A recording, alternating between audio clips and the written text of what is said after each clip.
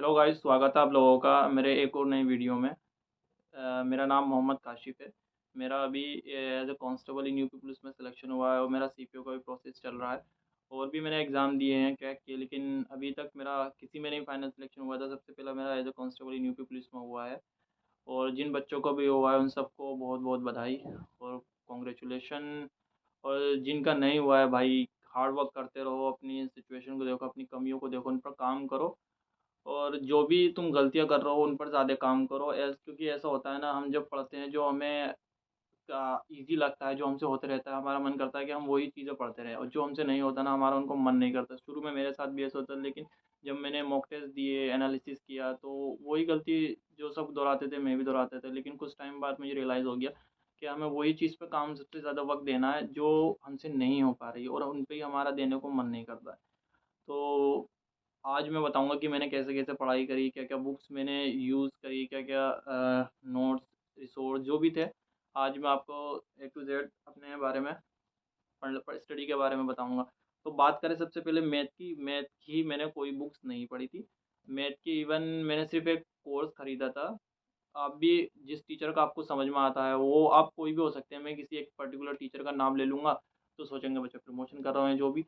तो इसीलिए आप जिस टीचर का भी आपको समझ में आता है, आप ऐसा कर सकते हैं। मैंने किया था मैं बता देता हूँ। मैंने सब टीचरों की जब मैंने स्टार्ट करी थी, एक-एक लेक्चर, 2-2 लेक्चर लिए, तो मुझे इसमें 2-4 दिन लगे। उसके बाद मुझे समझ में आने लगा कि हाँ, किस टीचर का मुझे ईज़िली समझ में आ रहा है। तो मैंने उनका सिंपल एक कोर्स खरीद लिया।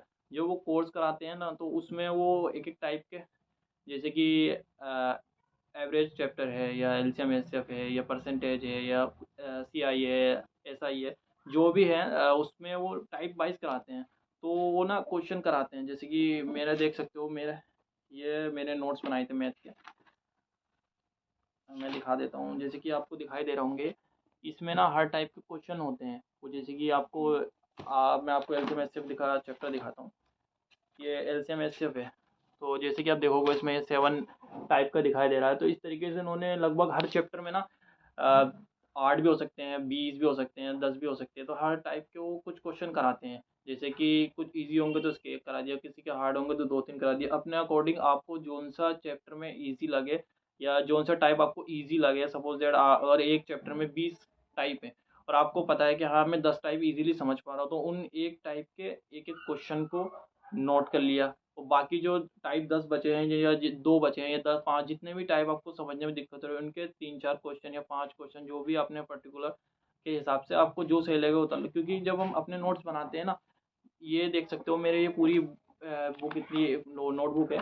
इसमें मैंने हर टाइप के एडवांस, ट्रायंगुलर और अर्थमेटिक जो भी था, जैसे कि नंबर सिस्टम क्या है, ये नंबर सिस्टम का चैप्टर लिखा हुआ है इस पे। सब मतलब इस तरीके से एक तो ये है मेरे पास, इतनी मोटी, ये मैंने बाद में बनाई थी। पहले मैंने ऐसी जस्ट रफ में बना रहा था, फिर मुझे बाद में करते करते रियलाइज़ हुआ यार कि इनका ना नोट्स के बहुत वैल्यू रहेगी बाद में। आप बिलीव नहीं करोगे, ऐसा भी हुआ है कि मैंने पूरे पूरे 25 चैप्टर, 20 चैप्टर मैथ के 2-2 दिन में रिवाइज़ कर लिए हैं। और ऐसे रिवाइज़ करे हैं कि क्योंकि अपना बेसिक जो होता है ना, बेसिक में सारा यही होता है। क्योंकि यूपी पुलिस में बात करें या एसएससी की बात करें, मैं तो एसएससी की करता था पहले प्रिपरेशन।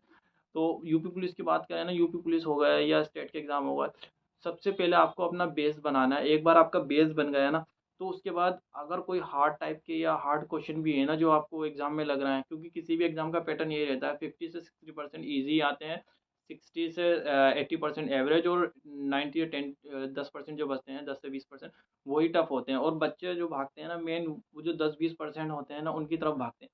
पहले आप जो 60% पोर्शन है उसे कंप्लीट करें, ईज़ी को जो आपको आसानी से समझ में भी आ जाएँगे और आपका कॉन्फिडेंस भी बिल्ड करेंगे।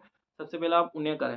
उन्हें करने के बाद आप जो एवरेज हैं, जो थोड़े टफ हैं, मॉडरेट लेवल के हैं, ना तो ईज़ी है ना टफ है, उनको करें। और फिर लास्ट में जो करें ना, वो 80 पर जो लास्ट के 2% बनेगा डिफ़िकल्ट क्वेश्चन, वो आप ना बिल्कुल छोड़ दें उन्हें। मतलब पहले आप ना 80% पे उन्हें सही करके पकड़ बना लें। क्योंकि आपके 80% अगर 25 क्वेश्चन या 50 क्वेश्चन भी आ रहे हैं, तो आप 20 क्वेश्चन ईज़िली बनाने लेंगे फिर। और 20 क्वेश्चन बना लेंगे ना, तो आपको ना एक कॉन्फिडेंस रहेगा कि हाँ, कि मैं ये कर पा रहा हूँ मैथ। मुझे फिर आपको जो जिन लोगों की मैथ बनती नहीं ना, शुरू में मेरी भी नहीं बनती थी, तो फिर मेरी वो चीज़ होने लगी। तो इसीलिए अगर जब आप सबसे पहले आप अपना सिलेबस पूरा करें, सिलेबस जब आपका पूरा हो जाएगा ना, उसके बाद प्रैक्टिस करें। प्रैक्टिस आप किसी की बुक भी ले सकते हैं, या किसी का टेक्स्ट बुक पे, या किसी भी परचेज़ कर सकते हैं आप टेस्ट सीरीज़। लेकिन मैंने तो ऐसा कुछ नहीं करा था। मैं जो इनको इतना मैंने जो स्ट्रेटजी अपनाई थी वो यही थी कि लिमिटेड सोर्स और मैक्सिमम रिवीजन, क्योंकि मैंने लगभग ये 3 थे, इन 3 को मैंने अप्रॉक्स कुछ नहीं 15 से 20 बार कर लिया होगा, मिनिमम बता रहा हूँ, इतना तो मैंने कर ही लिया होगा। उसके बाद इन क्वेश्चन जो भी इसमें दे रखे हैं ना, वो मेरे टिप्स पर हैं इस तरीके से, क्योंकि ऐसा होता है कुछ टाइप के क्वेश्चन जैसे कि सीआई, एसआई, आप जैसे कि सीआई ले लो, सीआई के एक क्वेश्चन को करने के 3 से 4 तरीके हैं, लेकिन जब आपकी प्रैक्टिस हो जाएगी ना, 3 से 4 मेथड है, तो आप जब उनकी प्रैक्टिस हो जाएगी ना, आपका दिमाग ऑटोमेटिकली उस डायरेक्शन में काम करने लगेगा। जब आप क्वेश्चन देखोगे कि हाँ, ये क्वेश्चन किस टाइप के या किस मेथड से सॉल्व करना है, इसके ईज़ी रहेगा या टाइम टेकिंग रहेगा, तो उस हिसाब से आपका ना दिमाग ऑटोमेटिकली उस डायरेक्शन में काम करने लगेगा। तो मैथ में मेरी यही स्ट्रेटेजी है कि आप किसी भी एक सर का, जिनका भी आपको समझ में आता है, उनको कोर्स लें, उसको सिलेबस पूरा करें, और फिर आप सिलेबस में ऐसा करें, पहले जैसे कि आप एक चैप्टर आपने कर लिया, दूसरे चैप्टर पे जाए ना, तो पहले चैप्टर के कुछ क्वेश्चन रिवाइज कर ले करें, मतलब उसको ऐसी नज़रों के सामने से जल्दी से कॉपियों में देख के 10-15 मिनट या 5 मिनट देख के उन क्वेश्चनों को नज़रों से निकाल के जब आप दूसरे चैप्टर पर जाने, तो ऐसा होगा आप दूसरा पढ़ेंगे तो पहला भूल जाएंगे, तीसरा पढ़ेंगे तो दूसरा भूल जाएंगे। तो इसलिए अपना सिलेबस के साथ साथ रिवाइज भी कंटिन्यू रखें। अगर आप सिर्फ सिलेबस करने में रहेगा और रिवाइज नहीं करा ना, आप पढ़ने के बाद आपको पता ही नहीं चलेगा कि आपने क्या पढ़ा है। तो इसीलिए सबसे मेन जो है ना कंपटीशन की दुनिया में, रिवीजन मस्ट है, क्योंकि रिवीजन आपको करना ही पड़ेगा, विदाउट रिवीजन आप करोगे नहीं। और मेन चीज़ होती है, जब आप नहीं पढ़ते हो तो आपको इंटरेस्ट लगता है, टीचर पढ़ाते हैं, जब खुद पढ़ते हैं ना चीज़ों को तो बड़ी बोरियत होती है और पढ़ने का मन भी नहीं करता। और इसीलिए आप ना सबसे ज़्यादा फोकस जो करना है ना, अपना रिवीजन पे करना है। सिलेबस सबसे पहले आपको फर्स्ट जो मैंने बताया सिलेबस है, उसके बाद रिवीजन है, उसके बाद आपको जाना है मॉक टेस्ट पर। मॉक टेस्ट ऐसा हो सकता है कि मॉक टेस्ट में शुरू में नहीं आए या टाइम लगे, लेकिन धीरे धीरे आप चीज़ों को जब करेंगे ना, तो वो हो जाएगा। अब बात करते हैं रीजनिंग की। अब रीजनिंग में भी अब मैंने सेम स्ट्रेटेजी अपनाई, सीधा एक क्या नाम है, मैंने इसमें कोई कोर्स नहीं था, इसमें सीधा यूट्यूब पर गया, जो उनसे चैप्टर मैंने 20 चैप्टर था शायद, मुझे ध्यान नहीं आ रहा।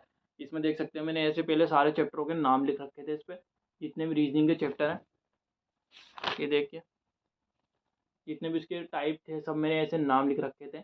और फिर उसके बाद मैंने हर चैप्टर का उठाता था, जैसे कि क्लॉक है, इसको पढ़ लिया, भले ही आता नहीं था, लेकिन मैंने ऐसा जब मैंने शुरू से लेके चला था मैं चीज़ें, तो मैंने सब चैप्टर में पढ़ूंगा। जैसे कि ये कौन सा चैप्टर है, ये चैप्टर है, हाँ, पॉलिटिकल क्लॉक का है, जैसे ये टाइप होता है, और भी हैं जैसे ये तो और भी जैसे चैप्टर होते हैं, आप सब चैप्टरों में देख सकते हैं, मैंने सबके ऐसे ही नोट्स बना रखे हैं हर चैप्टर में। और फिर इसमें क्या होता था ना, जैसे कि कुछ चैप्टर ऐसे होते हैं, जैसे कि टेस्ट वो रैंकिंग है, जिसमें कि होता है कि लेफ्ट है बाएं। अब इसमें कोई फॉर्मूले होते हैं, जैसे कि आप देख रहे हो ये फॉर्मूले से सॉल्व है, इसमें क्वेश्चन को अगर आपको फॉर्मूला याद है तो कर लोगे। ये कुछ चैप्टर ऐसे होते हैं, मतलब आप ना क्विक रिवीजन करके ना, एकदम इनका रिवाइज करके आपके ना ये रिवाइज में रहेंगे। अगर एग्जाम में आ भी जाता है ना, तो आपको क्वेश्चन एकदम सोल्व कर लोगे, और पता चला आपने नोट्स नहीं बनाया और आपने पीडीएफ से पढ़ लिया ना, तो आप फिर उन पीडीएफ को मैनेज करना ना बड़ा मुश्किल हो जाता है। तो इसलिए नोट्स में यही सजेस्ट करूँगा कि आप ना नोट्स ज़रूर बनाएं। नोट्स बनाने में टाइम लगेगा, ये नहीं है कि आज आप पढ़ाई स्टार्ट करो 2 महीने में आपकी स्टडी हो जाएगी। कम से कम 6 मंथ लेके चलें। अगर आज आज से आप अपनी स्टडी कर रहे हो, 6 मंथ बाद आपका लगभग आपको लगेगा कि हाँ, मेरा सिलेबस अब 80 to 90% कम्प्लीट होने लगा है, और आपको 6 मंथ के बाद आपको रिवीजन पे जाना पड़ेगा। इसीलिए सबसे पहले क्योंकि इतना लंबा टाइम जब लगता है ना, तो बच्चे बेचारे ऐसे होते हैं कि थोड़े दिन पढ़ा, फिर रिवाइज करने लगे, फिर मॉक टेस्ट देने लगे, तो ऐसे ना चीज़ें मिक्स हो जाती है ना, तो रिजल्ट इतना मिलता नहीं। सबसे अच्छा है कि आप ना अपने हाथ के नोट्स बनाएं, पीडीएफ के चक्कर में ना पड़े, क्योंकि पीडीएफ आज है कल नहीं है। नोट्स ये ऐसे हैं कि ये आपके पास रहेंगे, और आपकी जब सिलेक्शन हो जाएगा ना, तब आपको ये बहुत लगेगा कि हाँ यार, ये नोट्स मेरे लिए बहुत काम आए, क्योंकि मुझे खुद आज ये चीज़ रियलाइज़ हो रहा है। और बात करें अब हिंदी की, तो हिंदी में मैंने नोट्स भी बनाए थे, और एक बुक है, ये आदित्य सामान्य हिंदी के तरीके से, ये मैंने फॉलो करी थी। इसमें क्या होता है, ज़्यादातर जो भी स्टेट पुलिस की या स्टेट के किसी भी एग्ज़ाम जिसमें हिंदी आती है, ये बुक ज़्यादातर बच्चों के पास मिलेगी, क्योंकि ये बुक अच्छी है। इसमें वोकैब पार्ट जो ग्रामर दे रखा है वो अच्छा है। अब मैंने इसमें जो मैंने बुक ली थी, इसका मैंने मेन पर्पज़ था, इसमें जो अनेकार्थी विलोम शब्द पर्यायवाची मुहावरे तद्भव तत्सम, क्योंकि इनका आप नोट्स नहीं बना सकते। नोट्स बनाओगे तो कहाँ तक नोट करोगे, और ये वास्ट भी है, इसलिए। और जो मैंने नोट्स बनाए थे उनके बनाए थे ग्रामर पार्ट के, क्योंकि ग्रामर पार्ट ऐसा है, इसमें बहुत डिटेल में दे रखा है। उनके मैंने शॉर्ट नोट बना रखे थे। जैसे कि आप देख सकते हो कि मैंने इसमें जैसे कि दे रखे नहीं होते, इनमें बहुत कन्फ्यूजन होती थी कि हाँ कंटीय तालव्य में अघोष अघोष कौन से हैं, और ये लास्ट के वर्ड्स का अलग नाम होता था। और इसके जैसे कि ये दे रखे हैं कि दीर्घ स्वर व्यंदी स्वर, इसमें मतलब ये बहुत वास्ट चीज़ें होती थी। इनको ना एक बार नोट्स बना लोगे ना तो आपको ना याद करने में बहुत आसानी रहेगी। और इससे क्या होगा ना, आप चीज़ों को क्विकली ना रिवाइज कर पाओगे। रिवाइज इन द सेंस के कुछ अगर आप इसमें जाओगे ना ग्रामर पढ़ने, आप पढ़ तो लोगे कोई नो डाउट, लेकिन इसमें चीज़ें जब आप दोबारा से रिवाइज करने आपके एग्जाम आएगा तो आप क्विक रिवीजन नहीं कर पाओगे। इसमें आप नोट्स बनाओगे ना अपने तो उसमें क्विक रिवीजन कर सकते हो। तो इसीलिए ग्रामर जो है उसका आप नोट्स बना लीजिए, और बेहतर होगा कि जो इसमें वो वे अनेकार्थी है, विलोम शब्द है, जितने भी हैं वोकेब के पार्ट, इसको आप ना बुक से ही पढ़ें। तो इससे क्या होगा, आपका ग्रामर भी हो जाएगा और वोकेब पार्ट भी हो जाएगा। तो हिंदी के लिए मैंने बुक्स भी बनाई थी और अपने नोट्स भी बनाए थे।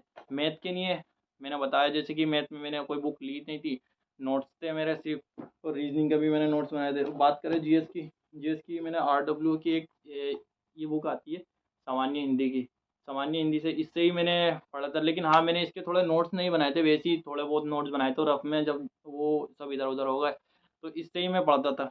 अब इससे इससे अच्छा ये होता था कि इसमें ना शॉर्ट तरीके से दे रखा, जो भी मुझे और भी इंपॉर्टेंट लगते थे मैं इनको और हाईलाइट कर देता था। तो उन इसमें ना इस बुक थोड़ी पतली सी भी है और पढ़ने में भी थोड़ा आसान लगता है। जीएस तो वैसे भी पढ़ो जब भी ना पढ़ो जब भी एक सी रहती है, कितना भी पढ़ लो तो जीएस मेरी वीक है। और एक मेरी बुक ये थी सामान्य वस्तुनिष्ठ सामान्य ज्ञान करके, इसमें को PYQ करके दे रखे थे, देख सकते हो। ये इसमें ऐसे क्वेश्चन दे रखे हैं MCQ टाइप में। तो इससे क्या होता था, इससे मैं प्रैक्टिस कर लेता था थोड़ा बहुत, इससे मैं थ्योरी पढ़ लेता था। तो मैथ का तो जीएस का मेरा ये सोर्स था। तो आपसे यही कहूँगा जितने भी आप अपना सोर्स है ना उनमें ज़्यादा बुक्स इकट्ठा ना करें। जो भी बुक्स आपके पास है उसी को ज़्यादा से ज़्यादा रिवाइज करें, जितना ज़्यादा आप कर सकते हैं। क्योंकि आप अगर बुक्स पढ़ते रहोगे ना और आप बुक्स खरीदते रहोगे और उन्हें रिवाइज कम करोगे तो आप चीज़ें तो इकट्ठी कर लोगे, आपको लगेगा मैं इतना पढ़ रहा हूँ, लेकिन आपको रिजल्ट बहुत कम मिलेगा। इससे अच्छा है कि आप ना सोर्स लिमिटेड रखो और रिवीजन मैक्सिमम करो। तो आज की वीडियो में इतना ही। अगर आपको वीडियो हेल्पफुल लगी हो तो आप अपने दोस्तों का शेयर कर सकते हैं और चैनल सब्सक्राइब भी कर सकते हैं। अगर आपको कुछ क्वेरी है तो मुझे कमेंट सेक्शन के थ्रू आप पूछ सकते हैं। तो आज की वीडियो में इतना ही। Thank you so much.